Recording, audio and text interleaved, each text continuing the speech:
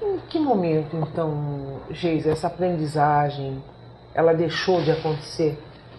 Eu não diria que a aprendizagem deixou de acontecer.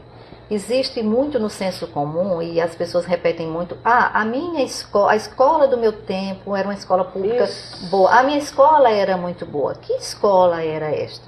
Quem tinha acesso a essa escola? Qual era a qualidade ali?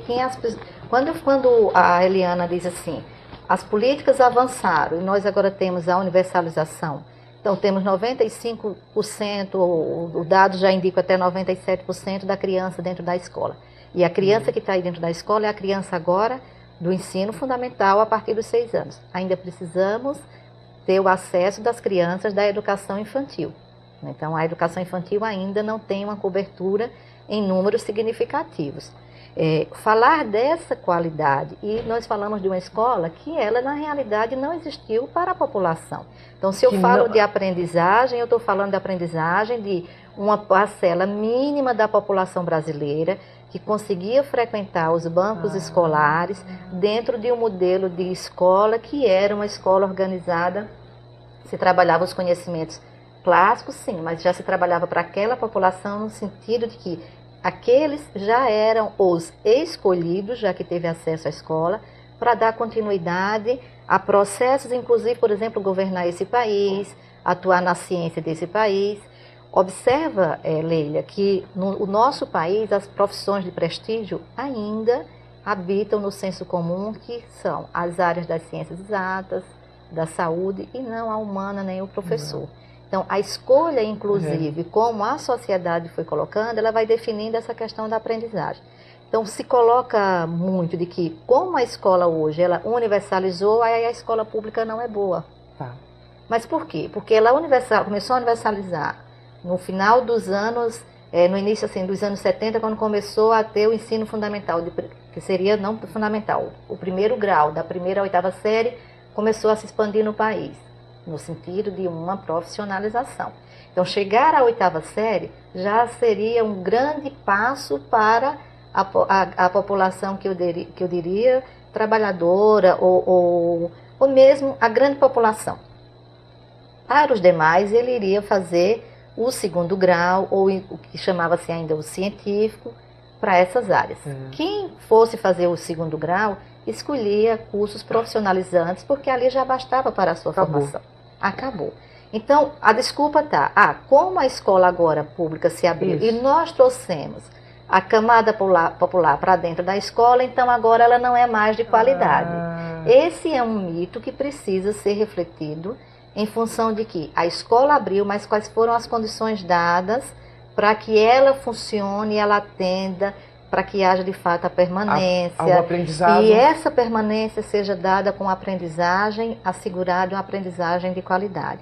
Então, se responsabiliza a escola pública dizendo que ela não é boa, responsabiliza a família dizendo que o aluno não vai bom, não aprende porque a família não se interessa pela aprendizagem dos seus filhos, e ora se responsabiliza o professor como sendo o culpado pelo insucesso ou pelo sucesso escolar. As pesquisas mostram como é que ela foi se desenvolvendo em relação ao entendimento do fracasso e do sucesso escolar nas nossas escolas brasileiras.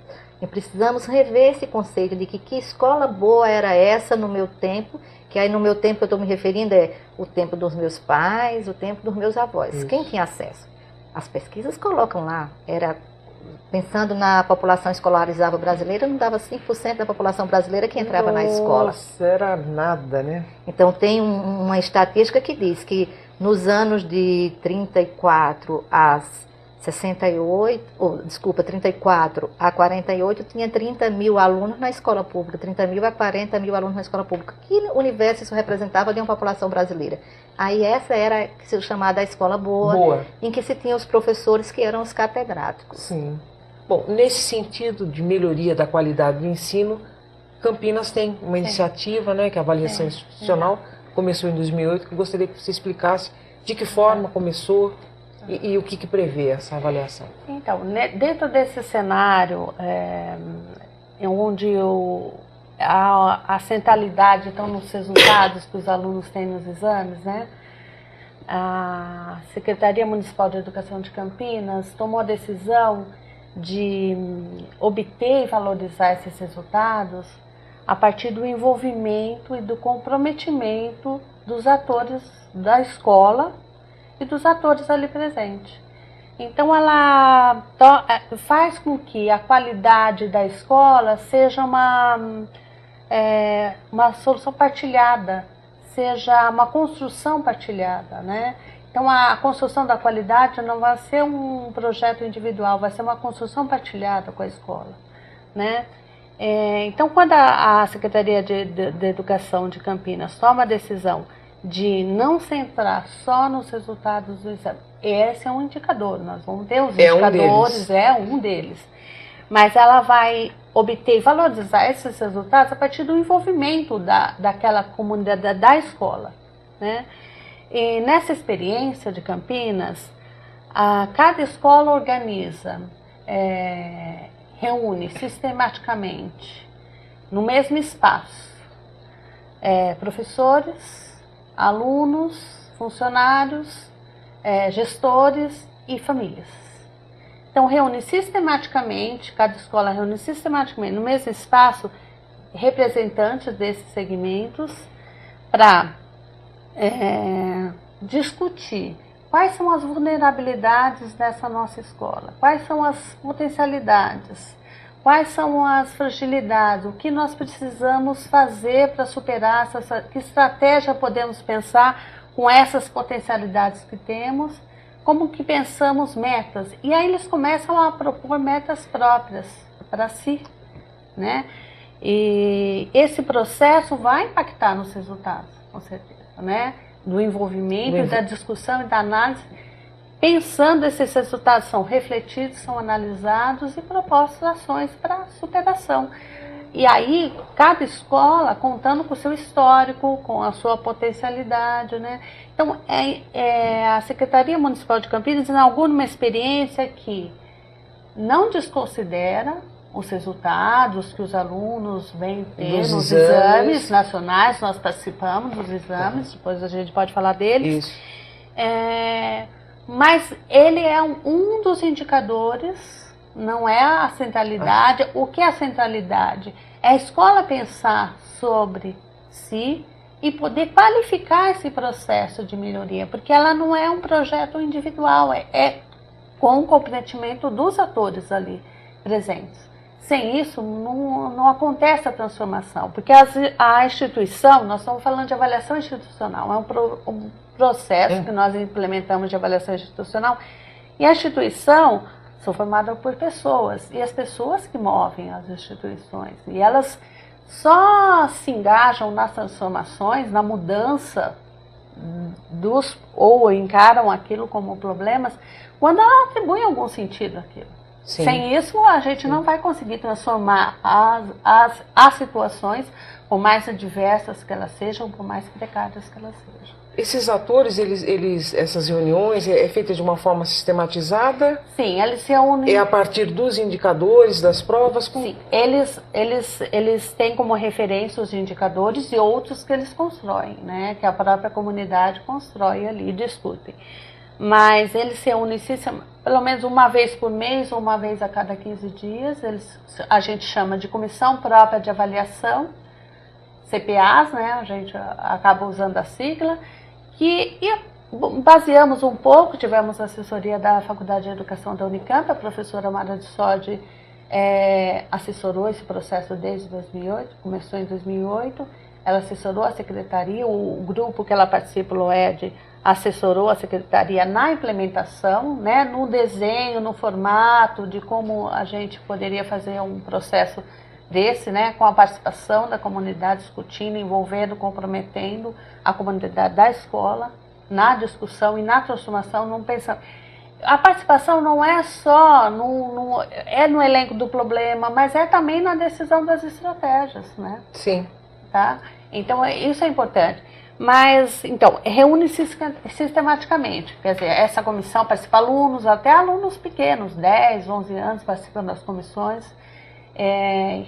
Eles discutem de maneira democrática. Né? Igual, não há prevalência de um segmento sobre outro, né? É para discutir realmente quais são os problemas e como fazem para superar aqueles problemas que cada instituição tem. A gente se baseou um pouco no modelo do ensino superior, que já vem constituído, já tem comissão própria de avaliação, baseado, não é igual, mas é baseado. Tá. Mara, como é que foi essa experiência para você dessa iniciativa do projeto de avaliação institucional? Eu acho que o mais marcante nessa proposta que a Secretaria assumiu, e foi importante, porque é uma rede municipal de um porte, de um significado, que é a rede de Campinas. E assumiu um desafio de tentar construir um modelo de avaliação que, de uma certa forma, ele contraria a lógica que está posta hoje nas reformas educacionais como um todo, no geral, não só no país, mas internacionais. Sim. Ou seja, a lógica dos resultados. Então é muito forte no movimento de avaliação da qualidade das escolas se tomar a qualidade das escolas como expressão daquilo que os alunos fazem nos exames. E como os estudos que a gente vinha desenvolvendo no laboratório, e já nos diálogos com a própria rede, o entendimento era outro, de que a qualidade não era uma questão pontual, focada apenas nos resultados, foi se construindo e desenhando uma proposta alternativa, que a gente chama contra-hegemônica mesmo, no sentido de tipo, olha, não é esse o entendimento, não é essa qualidade que a gente vê, não é essa a forma de usar a avaliação que a gente entende, embora nós tenhamos compromisso de produzir qualidade, mas uma qualidade que se constrói a partir do chão da escola, daqueles atores, tá? Mas dentro de um contexto onde a política sinaliza que é assim que ela entende esse processo de convencimento, do coletivo, de participação. Então isso é importante porque, assumida como uma política de governo, foi necessário que se constituísse uma linha para que gerasse a condição dessas escolas poderem instituir os seus espaços, né? Suas CPAs, e a partir dali estabelecer pactos de qualidade onde elas sim, ela se convoca, ela se desafia a fazer a parte que lhe compete, sim, mas ela também convoca e responsabiliza o poder público de dar as condições necessárias para que a escola possa produzir. Então essa é a grande questão, é a graça do modelo. Porque não fica olhando a escola, os resultados das crianças, ou procurando culpados, sim, ou apartando e afastando as famílias de entender como é que se constrói esse conceito complexo de qualidade, uma qualidade que está situada ali e que é uma qualidade com pertinência social. Então esse modelo, eu acho que realmente ele tem trazido muitas aprendizagens, não apenas para a rede, para os atores, para aqueles protagonistas, mas para a própria universidade, nos processos de formação de professores, de repensar suas relações de compromisso com a escola pública e não ficar fazendo a crítica aos modelos sem oferecer alternativas. Sim, né? sim, com certeza. Bom, eu vou querer daqui a pouco voltar a saber de que forma, né, essa experiência tem contribuído para repensar a educação na universidade, mas eu vou dar uma paradinha agora aqui nesse nosso programa, tá? No próximo bloco, a gente continua conversando sobre educação. É só um instantinho.